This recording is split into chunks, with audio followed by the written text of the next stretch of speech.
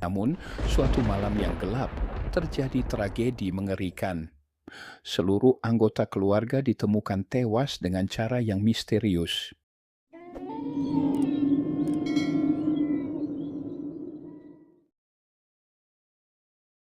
Di sebuah desa terpencil di Indonesia, berdirilah sebuah rumah tua yang telah lama ditinggalkan. Penduduk setempat mengenalnya sebagai rumah hantu desa.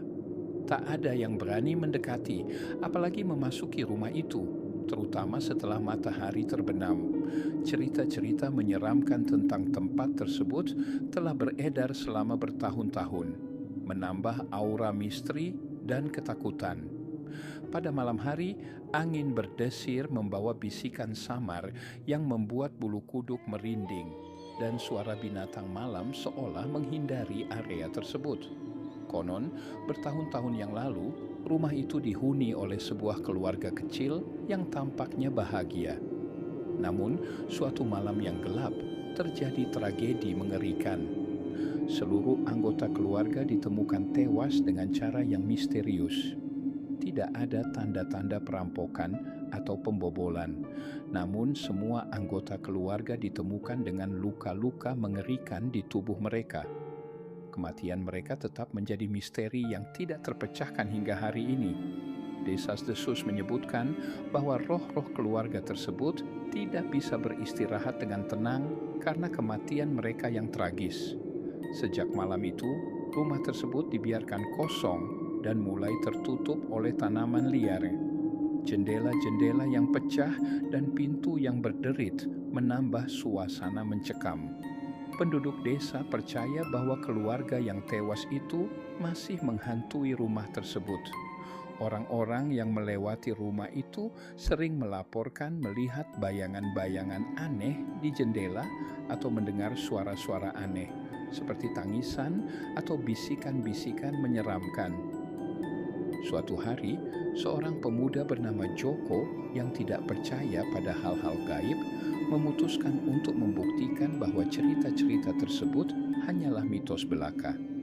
Joko adalah seorang petualang dan skeptis yang selalu mencari hal-hal gaib dan misteri di balik cerita-cerita horor. Dia tumbuh besar di kota Malang. Sejak kecil dia selalu mendengar cerita-cerita menyeramkan dari neneknya, membuat Joko sangat tertarik dengan hal-hal gaib dan selalu ingin memecahkan sebuah misteri demi kepuasan adrenalinnya.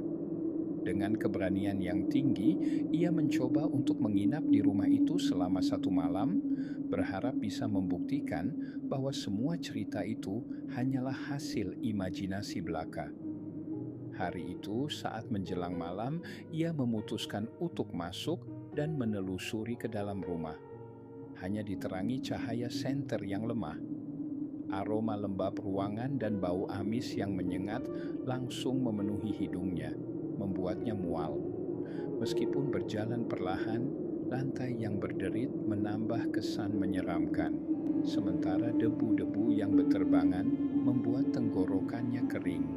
Suara angin yang berhembus dari celah-celah dinding tua bercampur dengan derit pintu yang bergerak perlahan, menciptakan simfoni suara yang menakutkan dari sudut-sudut ruangan. Saat Joko menjelajahi rumah itu, ia merasa ada sesuatu yang aneh dengan sebuah cincin yang terletak di meja dalam salah satu ruangan. Suasana di dalam terasa semakin mencekam ketika ia coba untuk mengambil cincin itu. Ia merasakan hawa dingin yang membuat bulu kuduknya merinding, dan bayangan-bayangan yang terus muncul dan hilang di sudut-sudut gelap. Ia mulai mendengar suara-suara berbisik yang semakin lama semakin jelas. Keluar dari sini, suara itu berbisik. Joko yang mendengar langsung mencari sumber suara, namun hanya ada kegelapan saja. Ia menenangkan diri dan berpikir bahwa itu hanya imajinasinya saja, karena suasana rumah yang menyeramkan.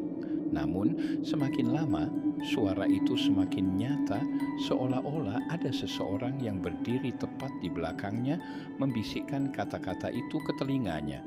Ia bergegas ke ruangan lainnya berharap menemukan hal menarik lainnya. Keberaniannya mulai goyah ketika ia melangkah ke ruang utama.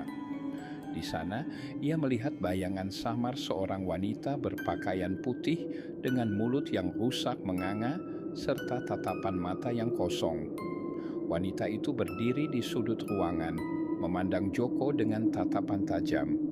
Joko merasa tubuhnya kaku dan tidak bisa bergerak. Wanita itu mulai berbicara dengan suara yang mengerikan. "Kenapa kau datang ke sini? Ini adalah tempatku. Simpan kembali benda itu adalah milikku." Suaranya menggema di seluruh ruangan, membuat Joko merasa seolah-olah ada ribuan roh berbicara bersamaan. Rupanya di sana tidak hanya ditinggal keluarga pemilik rumah yang menjadi korban tragedi, tetapi banyak makhluk halus lain yang tinggal di sana. Setiap ia berjalan selalu ada bayangan seperti pocong yang melompat, anak kecil yang berlarian, dan suara tangisan yang merintih kesakitan. Joko merasa ketakutan luar biasa dan berusaha untuk lari, tetapi pintu-pintu rumah tiba-tiba tertutup dengan sendirinya. Ia terjebak di dalam rumah itu. Suara tangisan dan jeritan mulai memenuhi ruangan. Joko merasakan sentuhan dingin di bahunya dan melihat bayangan-bayangan mengerikan yang bergerak di sekitarnya. Dari ujung lorong ada sosok kuntilanak yang tertawa dan kemudian menghilang, hanya menunjukkan dirinya beberapa saat saja. Bayangan-bayangan itu tampak seperti sosok-sosok transparan yang melayang-layang, mengelilinginya dengan gerakan yang lambat dan mengancam. Semakin lama dia di sana, semakin banyak gangguan spiritual yang dia alami. Kursi yang tiba-tiba bergerak, suara benda yang dilemparkan, dan hawa keberadaan yang begitu kuat dari belakang. Joko mencoba mengingat semua doa yang ia tahu, berharap bisa mengusir hantu itu. Suara-suara menyeramkan terus mengganggu pikirannya. Ia merasa kepalanya semakin berat, seperti ada sesuatu yang menekan pikirannya. Dalam keadaan yang menakutkan itu, Joko berusaha tidak panik dan mencoba mencari jalan keluar. Tangan-tangan dingin tak terlihat terus meraih tubuhnya, mencengkeram dengan kekuatan yang membuatnya sulit bernapas.